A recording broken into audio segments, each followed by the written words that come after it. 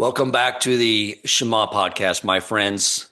I have the great Rabbi Tovia Singer with us again, and I asked him to come on as a continuation of what we discussed last time. If you recall, I wanted him to explain what is it that the Christian missionaries are doing? How are they succeeding? Because I started this podcast 6 years ago to help Jews understand and learn that their Torah is true, that it has divine authorship. It provides them exactly with what their unique mission is in the world. But Jews are stubborn people. It's hard to convince them just to explore that reality. But yet somehow Christians are coming in and convincing them to pray to a really pretty man on a cross. And it was hurting my self-esteem as a salesperson. And I wanted to find out how are they succeeding. And what we discovered, which just makes sense, is that what the Jewish neshama wants very desperately is to connect to their creator, find a life of meaning and purpose around that central belief. And the absence of that information and the vacuum of that existing because of the horrible state of education and really the proliferation of Jewish denominations and this idea that Judaism is nothing more than a culture of people who can't order anything directly off the menu. In that vacuum, Christians are coming in and giving them this idea. So the call to action was to continue to work to educate Jews. But I asked Rabbi Singer to come on again because I had a follow-up question. You know, in the business world, companies are always looking at what's called SWOT analysis, looking at the strengths, weaknesses, opportunities, threats that their competition has over them. And if you can find out what your competitor thinks is a threat to them, then you know what to exploit. And I was thinking to myself, we know what Christians' leadership thinks is a threat, and it is our Talmud. And the reason we know that is because they would burn wagon loads of them over the millennia, which I can only imagine how long it would take before the printing press to write one set of Talmud. So I asked Rabbi Singer to come on and explain to us what are they afraid of and how can we use that to our advantage to get Jews to come back to Torah Judaism and not step foot in a church. Welcome to the Shema podcast, the podcast for the perplexed, where Torah insights intertwined through personal stories as well as interviews with leading Torah scholars demonstrate the empowering qualities of Torah and mitzvot. Now to the show.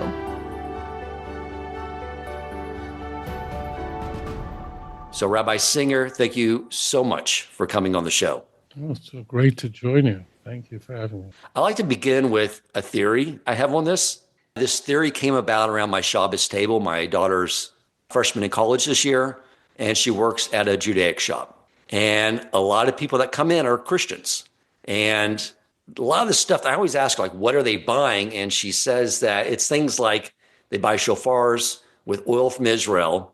And she thought they were two independent purchases, but they were actually one purchase together because what she found out they were doing is putting a cork in the bottom of the shofar, pouring the oil in it, and then using it to anoint themselves, which is fine. It all goes back to Israel's economy. However, what was interesting, what got this my theory is that during December, she said they were coming in and buying Hanukkah menorahs and that they're celebrating Hanukkah. And I said, that's really strange because in the Hanukkah story, they are in essence the Greeks. From Esau came Greece, Rome, Christianity, Western civilization. The Greeks then wanted to get Jews to forgo their Torah and mitzvos. And today that seems to be a continuation of the theme with evangelical Christians, missionaries trying to get us to do the same thing. So why are they celebrating Hanukkah? It seemed bizarre to me, but what she explained to me was that they do not see themselves as descendants of Esau, but descendants of Yaakov, and sort of the 2.0 version of the Jew. And then in that story of Hanukkah, they were part and connected to the Jewish people in that saga. And I'm wondering, my theory is the reality of that, which is in the Gemara, is that something early church leaders did not want their followers to find out? And is that one of the reasons why early church leaders would burn the Talmud to protect their own followers from finding out some of these central ideas? Well, bear in mind that if you had suggested to any of the authors of the Christian Bible that there's no oral Torah, they would have thought you were out of your mind, or they would have thought you were a Sadducee. The New Testament recognized as a heresy. Remember in the Sermon on the Mount, we are told that Jesus says that unless your righteousness is that of the Pharisees and believe in the oral Torah, not the Sadducees. So therefore, the oral Torah is all over the Christian. In fact, many passages in the New Testament would not be understood without the oral Torah, without the Talmud. The Talmud was edited in the form we have it today centuries later. In fact, the Bali Mishnah, contributing authors are in the Christian Bible. Moreover, the festival of Hanukkah is mentioned in the Christian Bible. Christmas is not in the New Testament. Christmas was celebrated on December 25th in the 4th century during the reign of Constantine. So the earliest Christians just took for granted that there was an oral Torah. With your permission, I just want to take out a moment to explain to our viewers what the oral Torah is. Please. Yeah, because I have a feeling, a nagging suspicion, or people watching us right now who think that, well, I know the Jews have 613 commandments, so it probably follows that a significant number of those commandments are in the written, maybe 400, and the other 213 are in the oral Torah. Nothing can be further from truth, and the oral Torah is different, not in number or anything, but it's different in kind than the written. There are no new commands in the oral Torah, but rather the oral Torah is there to guide us in how to keep the written Torah, because after all, the written Torah tells us things like when you slaughter an animal, you can't kill it in any way, but only in the manner that I have shown you. Deuteronomy 12. But if you look throughout Tanakh, you will not find this method. So the oral Torah provides the information of how to actually carry out the commandments that are found in the written Torah. All 613 commandments are contained in the 5 books of Moses. If a prophet were to add a commandment or take one away, he'd be put to death. That's a violation of Deuteronomy chapter 4, verse 2. So the oral Torah, when the Torah says to wear fringes, which are found in the New Testament, in fact, the word phylactery first appears in any written surviving literature in the Christian Bible, Matthew 23. Wow. Okay, so the authors of the Christian Bible knew exactly what the oral Torah was. They also believed that the Jews who believed in the oral Torah were the protectors of God's oracle. And in fact, Matthew states explicitly that the Pharisees sit in the seat of Moses, and whatever they tell you to do, follow. So they have direct authority. The idea that we are going to oppose the oral Torah is not in the Christian Bible. It is a later development of the church, not much later, but it's not first century. First century Christians all knew there was an oral Torah. I mean, when the Torah says, do not leave your place on the Sabbath day, what does that even mean? Does it mean you can't leave your home? You stay inside? Is there a limit to how far you can walk from your home, from your village? Well, we know there's Tchum Shabbos, a measure of distance called the Sabbath day journey that one cannot go. If you live in a town and outside the limits of that town, you can't go further than a certain number of cubits. Well, that's found in the book of Acts. And if we measure from the Temple Mount to the Mount of Olives, it's exactly that distance. So it is found in the Christian Bible. So the oral Torah is baked all over the Christian. But later on, the church would come to see it as, number one, revolting, and later and further down the pipe, it would view the oral Torah as the very thing that prevents Jews from believing in Jesus. So there's a development. And maybe, I don't, if you would like, I'll lay that out. Yeah, but I mean, I never have studied the New Testament. But I've looked at it, and I looked at the amount of volumes of Talmud. So while the New Testament may mention and reference the oral Torah, it's obviously very selective in what it mentions, correct? The authors of the New Testament never gave thought that there was a problem with the Oral Torah, was a part of Jewish life. So no one in the, not only that, the writers of the New Testament were keen on, there was a distinction between a biblical commandment and a rabbinic commandment, as we see in Mark 7 as an example. They knew that washing your hands is a rabbinic commandment before you eat bread. So the seven rabbinic commandments. They that distinction was very well known. Paul was a little bit more ignorant on that. And that's why I think Paul overplays his cards by insisting I'm really a Pharisee and I'm not a liar, which makes everybody see a red flag. But the Gospels are very aware of the Oral Torah, and there's no, in fact, this is going to surprise your viewers. Jesus is using the Oral Torah as a way of arguing against Jews, against Pharisees. He's trying to out-Pharisee the Pharisees. So he's, as an example, in the Synoptic Gospels, his disciples are picking grain on the Sabbath day, and Jesus' argument in defense of his followers is that it was a danger to human life. They were hungry, and after all, King David, when his life was in danger, ate sacred bread that ordinarily would be. So Jesus is always using Oral Torah to outdo his interlocutors. It's all over the. I have a whole chapter on this in volume 1 of Let's Get Biblical, where I go through this. It really is quite all over the. Okay, interesting. So then, what changed? What changed is a number of things. The first thing that changed was the early Christians started celebrating Easter in probably the very end of the first. And Easter, they celebrated on whenever Passover began. And the Jewish calendar determines when Passover is. Now, some of our viewers are probably scratching and going, the Bible says that Passover is on the 15th day of the first month. Why do you need an Oral Torah for that? Well, the reason you need an Oral Torah for that is because the Jewish calendar relies on both the moon and the sun, lunar and solar calendar, in order to assign when festivals are. And the Torah tells us in Deuteronomy 16, verse 1, that Passover must come out in the springtime. And you might wonder, why would that be an issue? Well, as it turns out, a lunar calendar has approximately 29 and a half days, a little bit more than that, 29 and a half days on average. And that's 354 days. And if you only use the moon and you have 12 months of the year, you lose 11 days every year.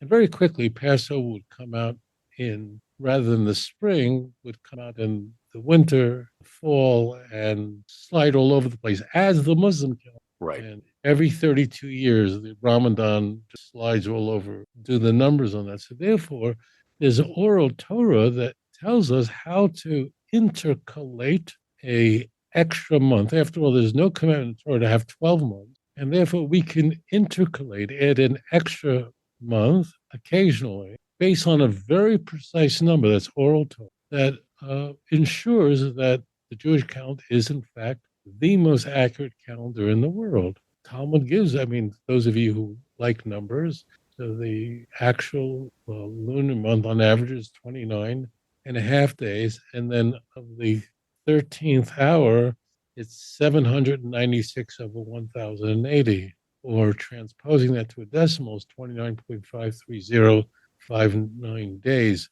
And it's on that basis that can intercalate with precision and know when Passover is. And therefore, because if we don't know when Passover is, we don't have a Jewish calendar, we don't have Judaism.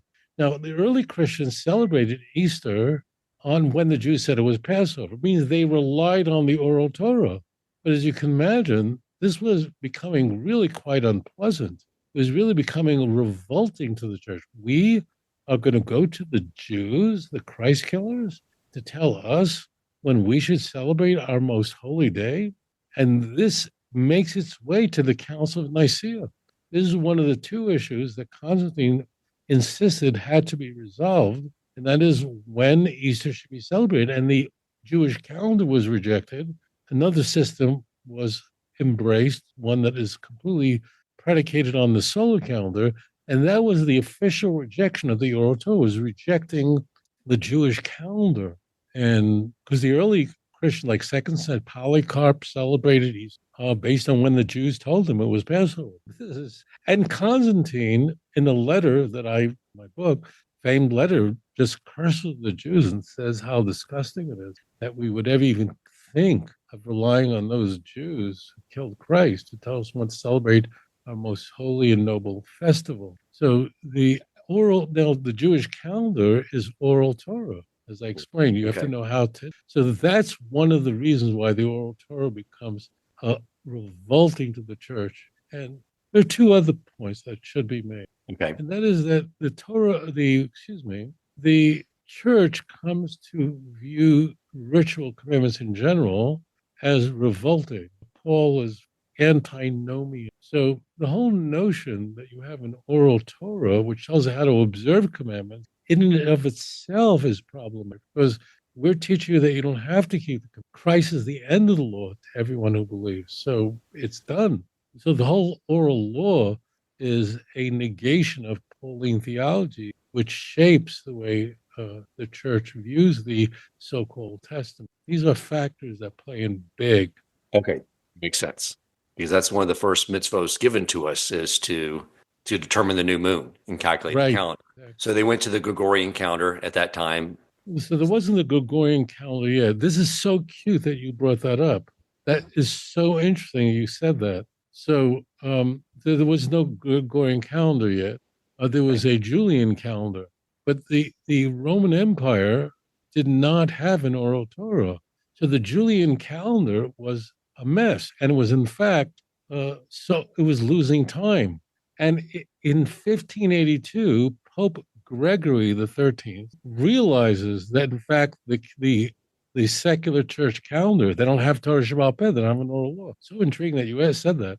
Assembled Jesuit scholars, scientists, who, to their credit, built a new calendar called the Gregorian calendar and omitted 11 days from the calendar. So in 1582, on, I believe it was October 10th, they skipped 11 days. So the day after October 10th was October 21st, and therefore correcting their calendar because the church had no oral Torah. Isn't that interesting? That's why it's called the Gregorian calendar. Of course, the Orthodox Church didn't like that. That's why their calendar was different. So, right. So they don't have an oral Torah. So that's where the Gregorian calendar. Okay. So they didn't want to rely on us for determining the new moon in the month and when their Easter holiday would occur. So was there, which was basically because they didn't want to be dependent on us and they didn't believe that we need to fulfill mitzvos any longer. Yes. And just a little tighter and deeper. And this may be the most important reason of all. And that is the oral Torah looks to the Jew as the protector of this oral transmission. The Jew is, in a sense, a living embodiment of God's oracles. Now, it actually says that in the New Testament. In Romans 3, verse 2, it says that the Jews were given the oracles of God. It actually says that in the Christian Bible. But to the church, this becomes revolting. The Christ killers, they are the protectors of the oracle, of these oral oracles. The Jews are accursed. God has rejected them. All the church fathers were vile anti, and they all were. But there was no Douglas Mark. There were no nice church fathers. So therefore, the oral Torah also. So if there's so many positive things in the New Testament written about the Jewish people, then where does all the anti-Semitism come from? There's nothing positive. The Christian Bible portrays Jews the way blacks are portrayed in Ku Klux Klan literature in the most horrific ways. You're saying the New Testament just acknowledged that we are the guardians of the Torah and the oral Torah. Right. So there's a distinction. It's very intriguing. So there's a distinction between the information the Jews convey and the nature of the Jew. So the same author, Paul, says that the Jews are against all mankind and are responsible for killing Jesus in 1 Thessalonians 2:16.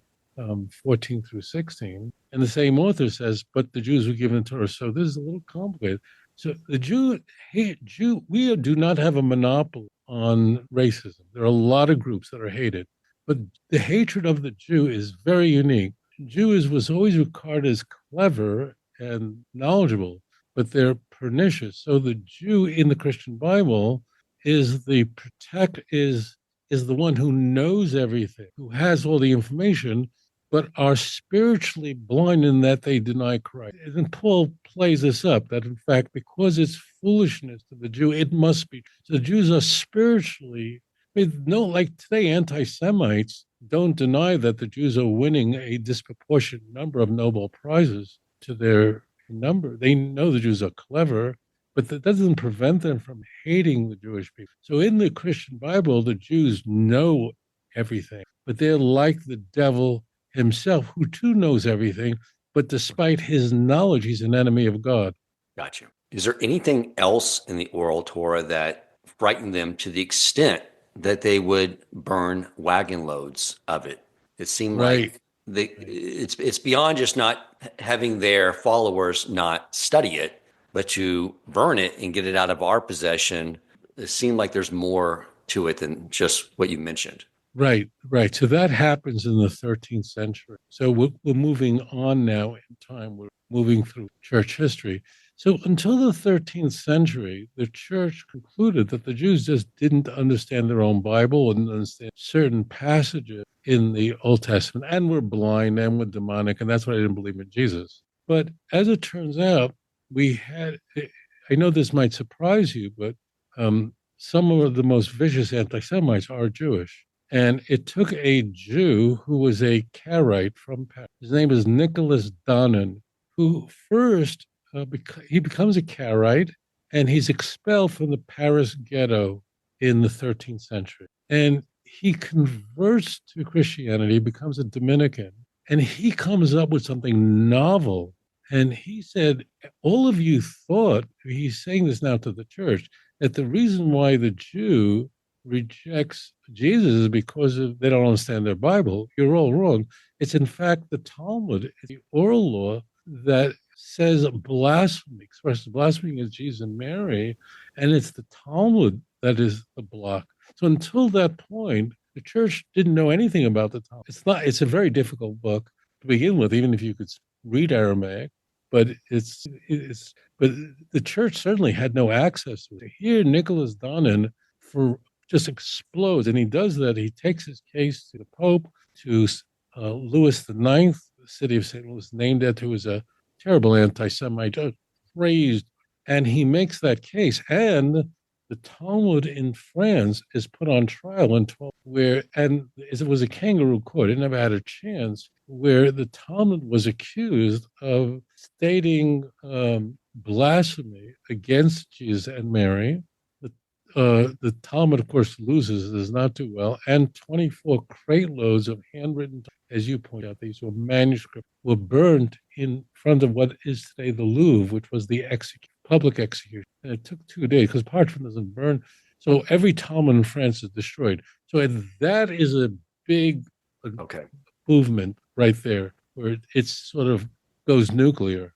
And you're saying the Talmud contains information about Jesus, and that's what they were concerned about? Right. So they claim that, so there are people in the Talmud who are called Yeshu, and these individuals are not spoken of in a flattering way. And I say individuals because we have one in the 1st century BCE and another one in the 2nd century. We don't have one in the 1st century. And the church claimed that this was in fact a blasphemy. These was really speaking about the Jesus of Christianity. The chief defense of the Talmud was expressed by Rabbi Singer of Paris. He was actually contributing author to Tosfot. Chief rabbi of Paris argued that this is not the Jesus of Christianity. It's someone else completely. And moreover, he didn't live when Jesus lived. Certainly not the same guy. The church was not convinced of this, but that was his chief argument: is just not the same guy. It's a different time, a different place. The church would, and burning of the Talmud then became a cottage industry in the world. So it didn't stop in Paris. It continued. It continued throughout Europe. Burning Talmuds was a national pastime. Is this where those stories originate that I have heard that there's this Jesus character learning under a rabbi, and the rabbi rebuked him, Yes. and and Jesus was going to come back in and he was going to forgive him, but he was in the middle of Shimon Esrei, if I'm remembering the story correctly, and then he ended up going off and going rogue. There's some story I remember listening to a rabbi tell this. Is this where this is coming from? From an area of our Talmud? Yes, and that's just one example, but right, but that's the point. The rabbi that you're talking about is a man named Rabbi Yeshua ben Prachia. Rabbi Yeshua ben Prachia is a very famous Tana, meaning he's a contributing author to the Mishnah, and he lived in the first century, about 100 years BCE. So he did not live at the time of Jesus, but there is an individual named Yeshu, and just he'll go, oh, Yeshu. Well, Yeshu or Yeshua is just our equivalent of Josh. It's Yehoshua, but sort of truncated. It's Right. shortened. The story is that he had a student who made an unflattering remark about a woman's facial when entering an inn. His Rabbi Yeshua, was aghast, pointed out the woman had a facial deformity, and he threw him out. He expelled him. When this individual comes back to ask his rabbi, he was in the middle of saying Kriya Shema and did not interrupt. And he held his hand up because he was in the middle of prayer. This fellow Yeshu understands that to mean instead that I reject you, I don't want you. Now, why is the Talmud telling this story? Well, it's really important. The Talmud is there to tell us that you should push away with the left hand, but pull someone in with the right hand. While it's okay to criticize, make sure that when you're seeking to inspire your students, criticism is important, but make sure that your positive correction is stronger than your negative correction. That's what's learned out there. So, right, but that story places that Yeshu lived 100 years before Jesus of Christianity. That's the whole point. Gotcha. And I think it's important for the listeners to know too that the Talmud is not a New York Times collection of stories that were happening at the time, but these stories were specifically recorded to teach different areas of halakha and law. Correct, Rabbi? Right. It's the largest body of literature for me. So is it possibly him, and that during the because there was some the issues with them changing their calendar over multiple times, the Julius calendar to the Gregorian calendar, could that possibly have fit the timeline and have been about the Jesus that Christians now believe is the Messiah? So the difference between the Julian and Gregorian count, by the time we get to the 16th, is an issue of 11 days. They knew it was off. This is occurring in the 13th century. This is a little bit earlier. This was Augustine's view was this, that the Jews don't understand their own Bible. And it was basically a statement saying, look, with all due respect to Augustine, who was our most revered doctor of the revered Latin church father, he was off on this one. And it's really the Talmud that was always the problem. We just didn't know anything about it.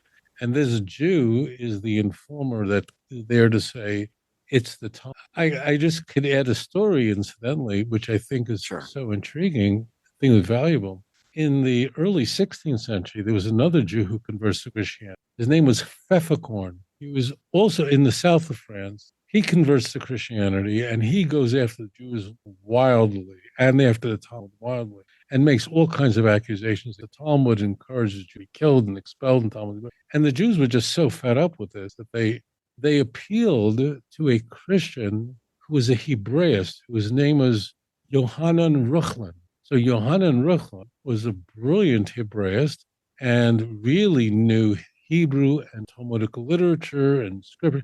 He was a genius. He's a very famous guy. He happened to like Jews. And the Jews said, can we have Ruchlin, this non-Jew, can we have him go through the Talmud, go through rabbinic literature, and check to see that what this Jew, apostate Jew, is saying is completely not true?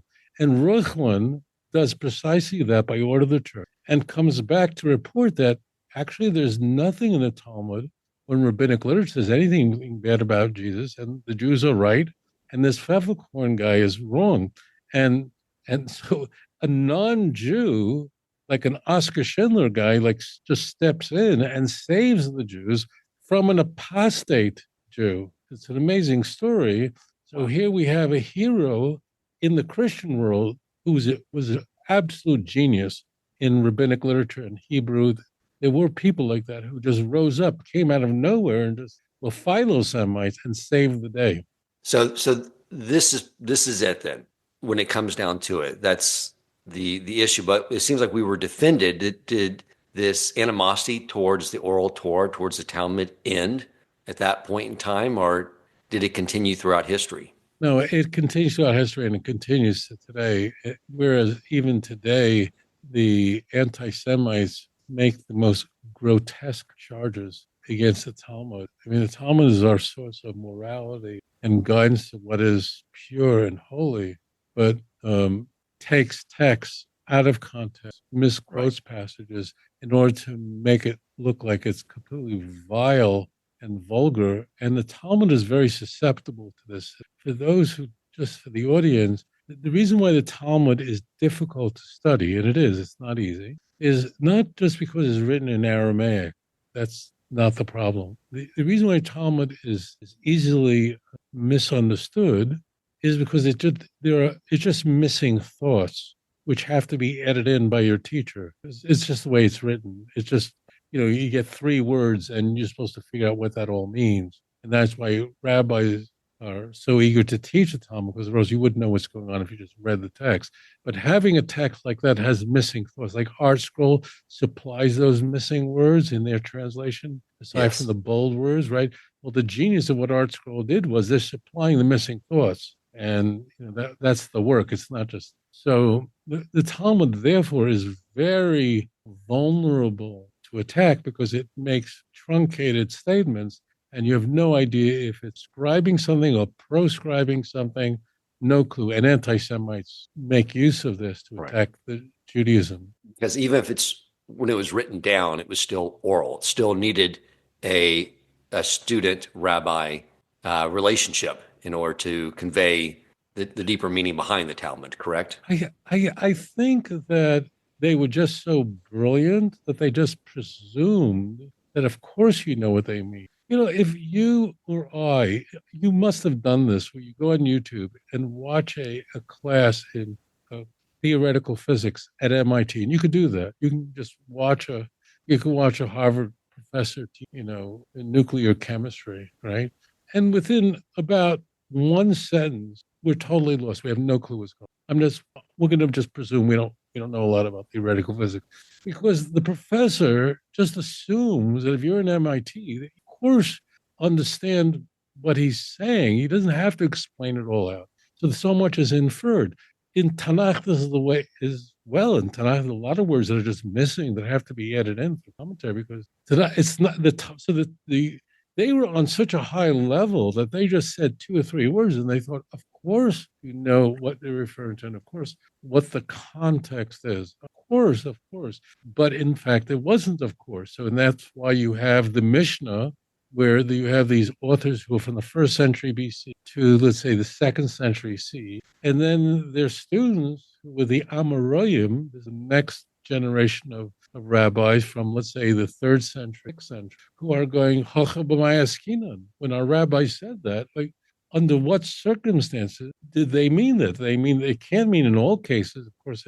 And so they're trying. So I think what you find in Talmudic literature is this: these people were just brilliant, but they would just say 2 or 3 words. They were very stingy with words. They just assumed you knew what they were talking about, the circumstances. But in fact, it required thousands of commentaries and you know this because you study Talmud, so you know this, that what all the commentaries are doing are just saying, when it says that, this is what it's really talking about, and need to expand on it. Is the other threat in the Talmud the fact that is where the topics like Mashiach and the role of Mashiach is found?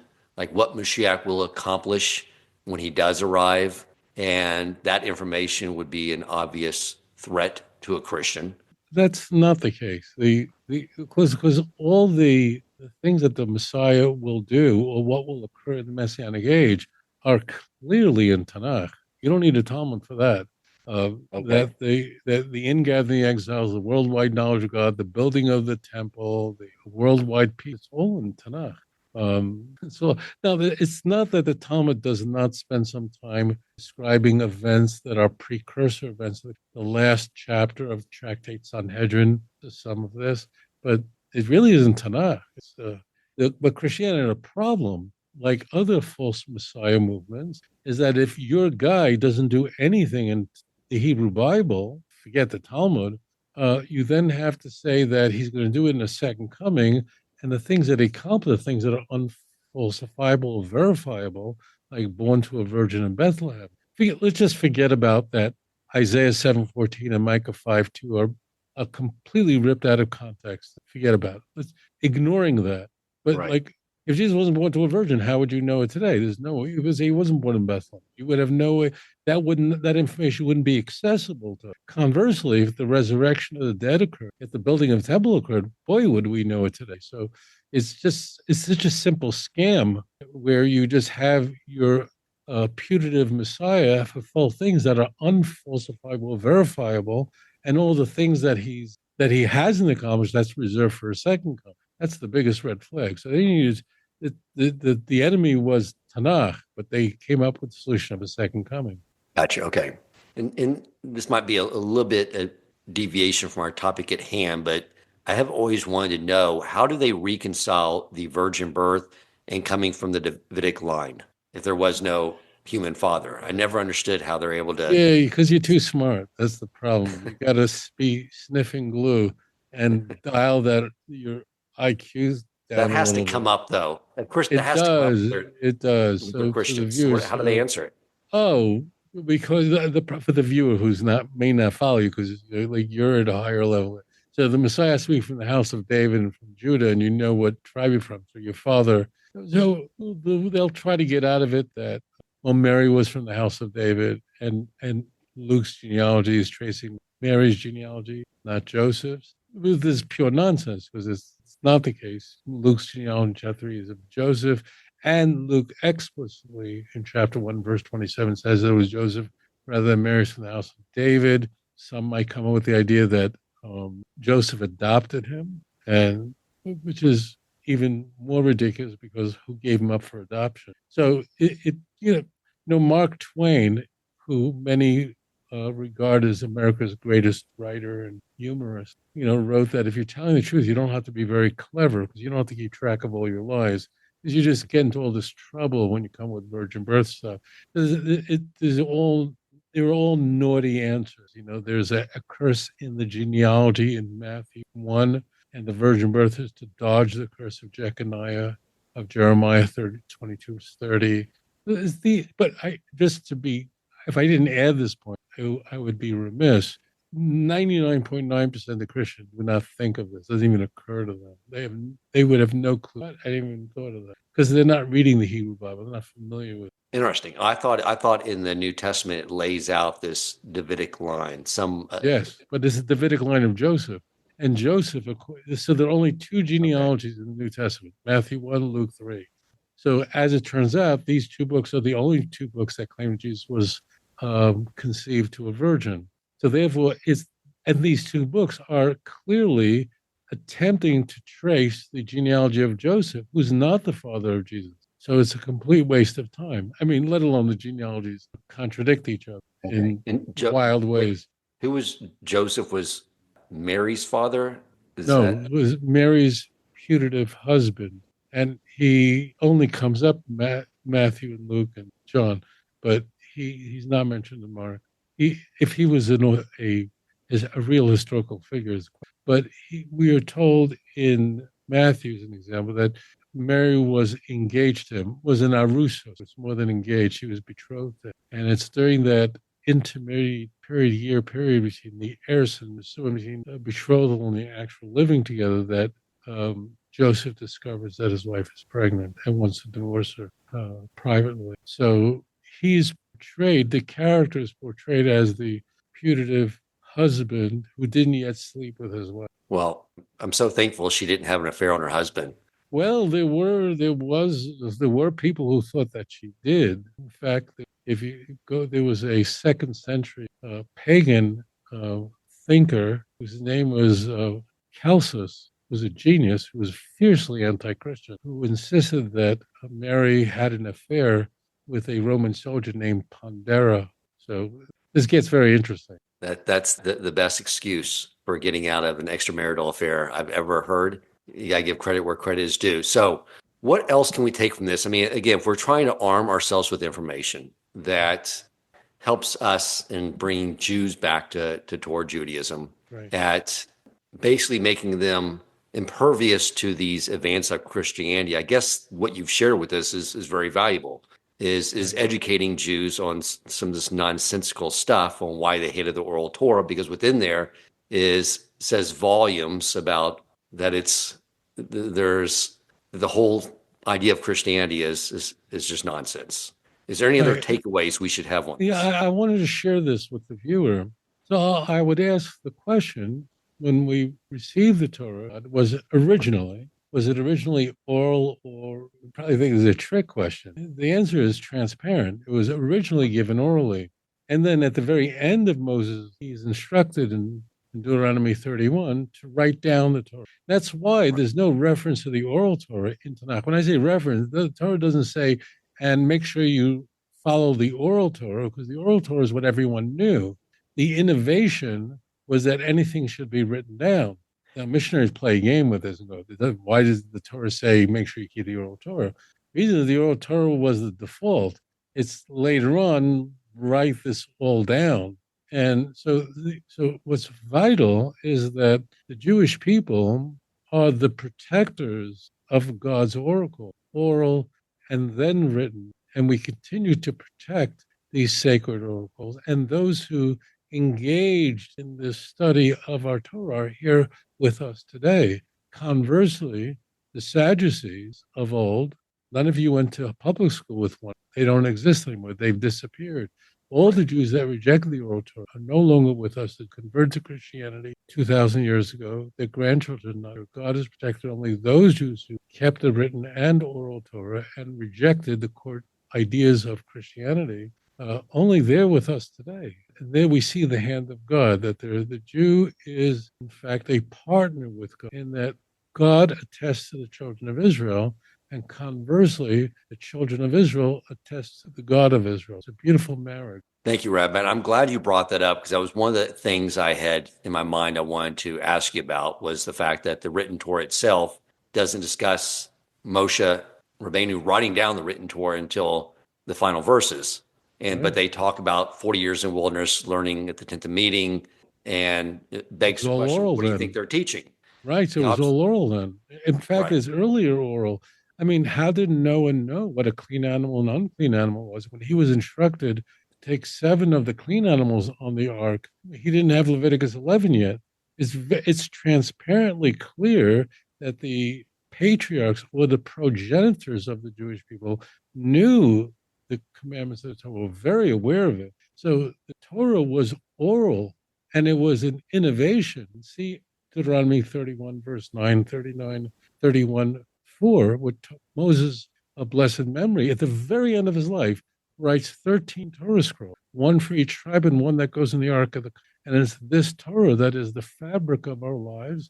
And that's why Israel, the children of Israel, and the Eraisa, Achadu, the Torah are one. And we each attest to each other. It's really a marriage made in heaven. Because if he was teaching the written Torah in the tent of meeting in the wilderness, then that may have stopped things like Korach's rebellion and other things as they were unfolding real time. So I'm sure that contradiction has come up in the Christian world too, because they're very familiar with our written Torah. It's part of their what they call the Old Testament. Right, right. So when God gave the Torah to gave the Torah to Moses, he wasn't giving him all the stories that would happen. What we mean is that all the not only 613 commandments, but also all of the explanatory notes of what are tefillin, phylacteries, what are you supposed to bind to your arm and to your mind, and what does that all mean? So that all of its explanatory information was infused to the children of Israel orally, And then finally, the headlines. That's what this is very critical. The written Torah are basically the headline. You should keep Shabbos, don't do any work. But there's almost no information on what that work involves. Like what Yom Kippur, you should afflict yourself on Yom Kippur, but told nothing about, well, what do you do? Like, how do you supposed to beat yourself? Well, that's Oral Torah. Now you find that in Isaiah. I mean, it comes up that you fast on Yom Kippur. It comes up passingly in Isaiah 58. So just be very aware of the written Torah is the headline. You should afflict yourself on Yom Kippur, but Leviticus chapter 16, verse 31. But what does that mean? Like, what does that entail? And in case you think it's subjective, like whatever you think it is, no, because if the Torah says if you don't do that, it's the death penalty. So that had to be a very specific.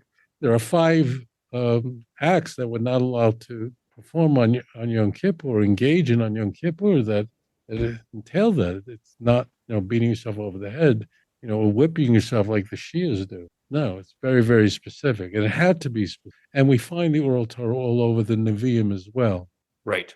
Rabbi, I appreciate you coming on the show and educating us on why the Christians have had such an issue with our Oral Torah. I think, again, that empowers us as Jews as we reach out to our fellow Jews with information that we can use to bring them back to Torah Judaism. So thank you for sharing your tremendous wisdom with us, as always.